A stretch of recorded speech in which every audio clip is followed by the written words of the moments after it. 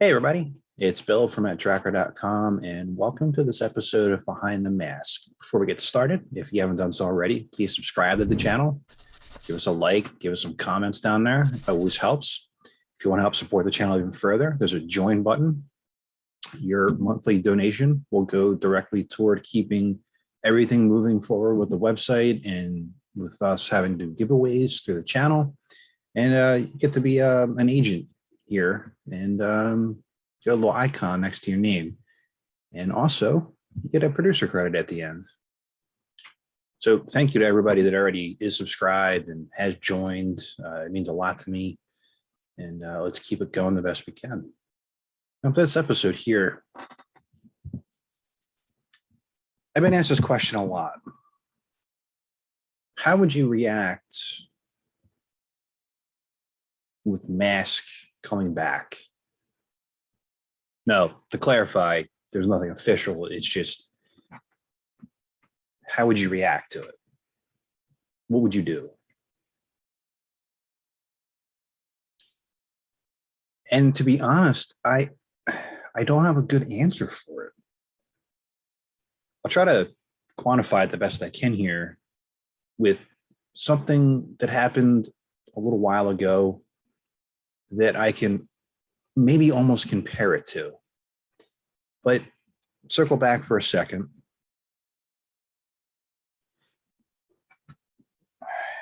When I think about what happened with the IDW comics, I was excited, but it wasn't like earth-shattering news for me.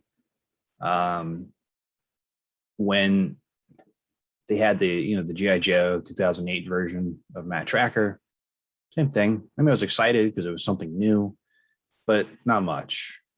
And when there were early rumors about a movie happening, it got the juices flowing. It started to make you think, but it's hard to really put a pin in that and say, I'm going to feel this exact way.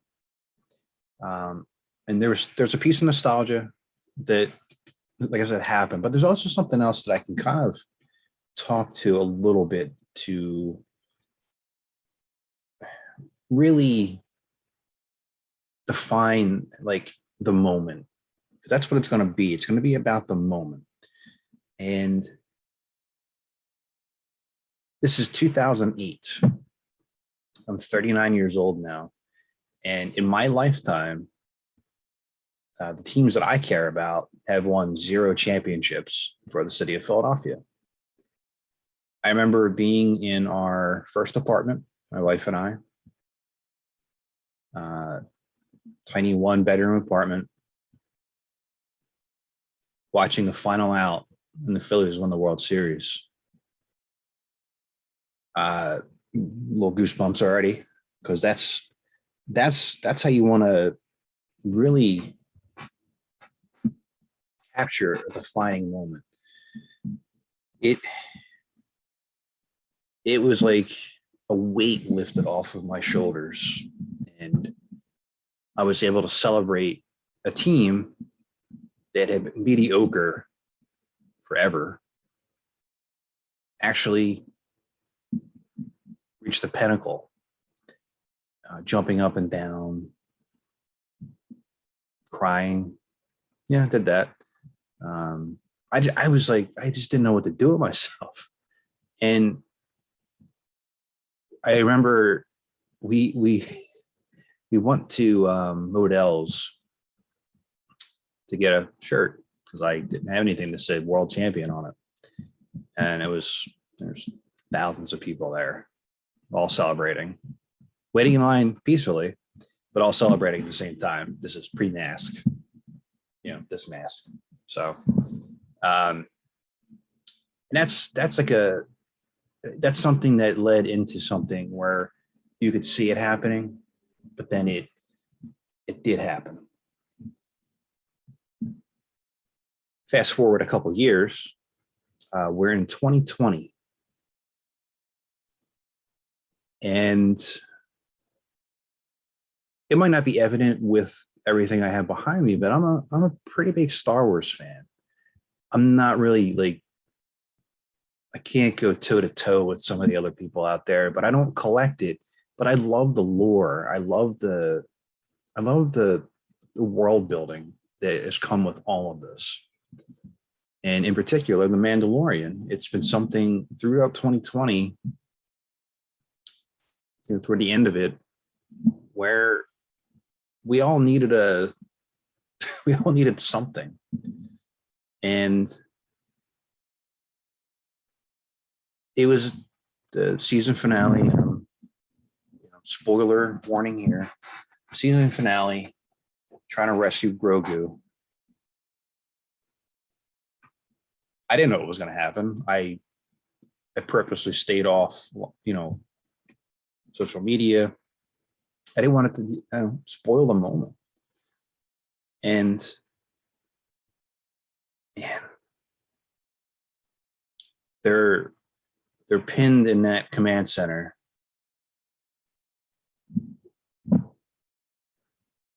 Those robots are just about to get in. You hear the alarm and you see the X-Wing. I'm telling you this right now. When I saw that single X-Wing, I was like, it's Luke. I started to really just perk up, and Luke's my favorite character, always has been. I'm not a huge fan of what they did with him in the last three movies, but they are canon, I guess. And I don't know.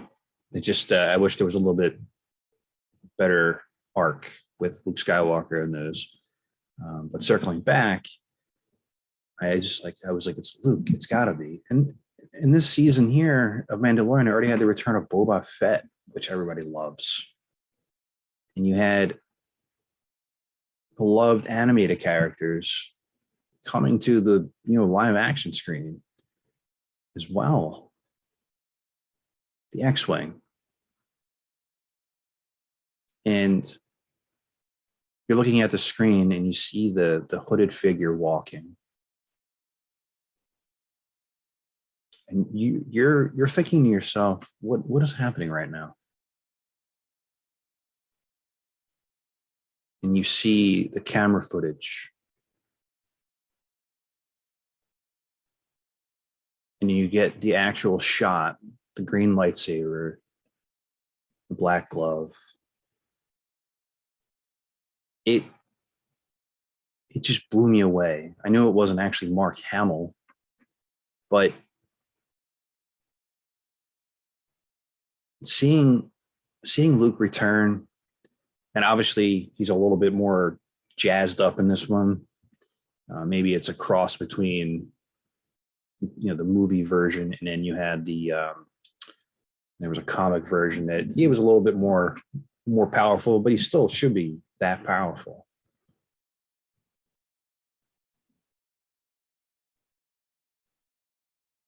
This just watching the action, watching him effortlessly cut through these robots.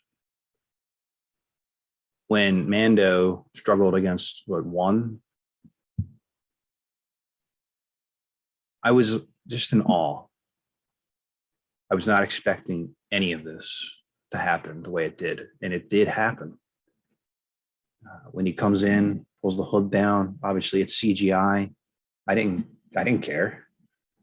I'm looking at Luke Skywalker. I'm looking at an opportunity. Goosebumps again. So this is how you know when you're talking about something that really meant something to you, or if you're cold, which I never am. Luke Skywalker just standing there. And you got R2-D2. It was just mind blowing.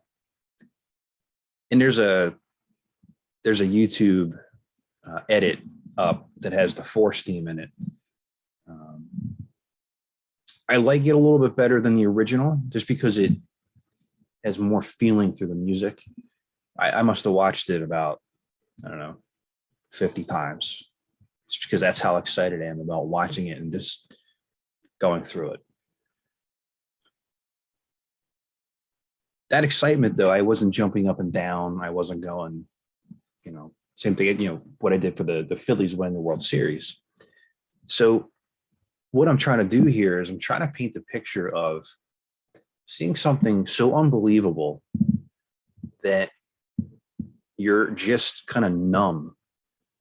You're completely excited, but you're numb because you're living in that moment, being caught off guard and seeing something that meant so much to you as a kid and growing up right before your eyes. And another moment where you could see it coming and you didn't know how you're going to react when it actually came about. And it was just pure joy.